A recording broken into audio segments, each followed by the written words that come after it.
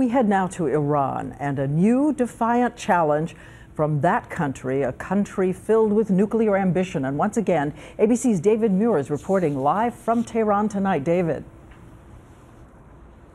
Diane, good evening again from Iran this evening, and we begin with that new UN report. The inspectors who say they've discovered advanced centrifuges installed at one of Iran's main nuclear facilities. They say it's proof that Iran can now speed up the process to a nuclear weapon.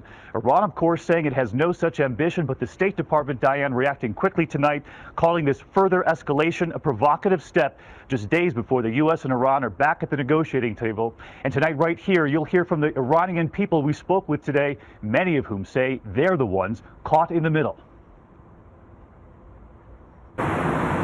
Allowed rare access to the streets here, today we went in search of one of the biggest pharmacies in central Tehran, having heard life-threatening medicine is now running out. Hello.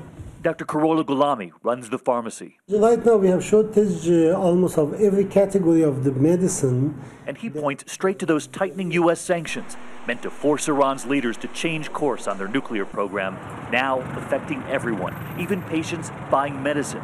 All of it, he says, because money in and out of Iran is nearly frozen. But because of that money flow, it has stopped some of the drugs from coming in. Because you are a manufacturer of a drug, you want your money. When I can't pay you, how can you send the medicine to me? And that's all because of the sanctions. That's right. Cameras are rarely allowed free reign in Iran, but we ask him to allow us inside the pharmacy, and he takes us. Is this crowd typical, the size of this crowd?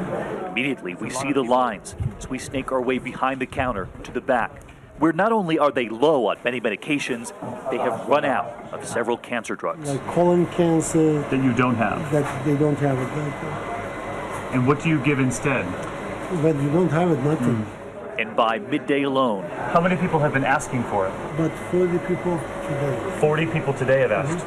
For that one cancer drug alone. And on the other side of the counter, the urgency in their faces.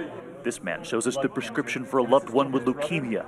He took a cab from 2 hours away. When we did the math, skyrocketing inflation here, that ride cost him more than $500. And you have gone to how many pharmacies?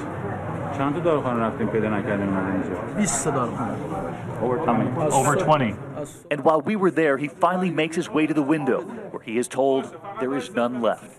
To come back Saturday. You will go home with no medicine. What can I do, he asks. And as the sun set in Tehran tonight, the sanctions meant to force the supreme leader, whose revered image hovers over this city, into backing down on any nuclear ambitions, are now forcing the people here to pay the price too. We should point out that the government did not take us to that pharmacy today. In fact, we had to push to get our cameras inside. Police were waiting for us afterward, checking for our paperwork to make sure that not only we had been invited into Iran, but more importantly, our camera, Diane. And one other thing that struck me is that many of the customers, the patients who were there, off camera, when we would ask them who's to blame, often they would say, we don't know who's to blame, but we should point out that we are the ones feel as though we are trapped in the middle of this standoff.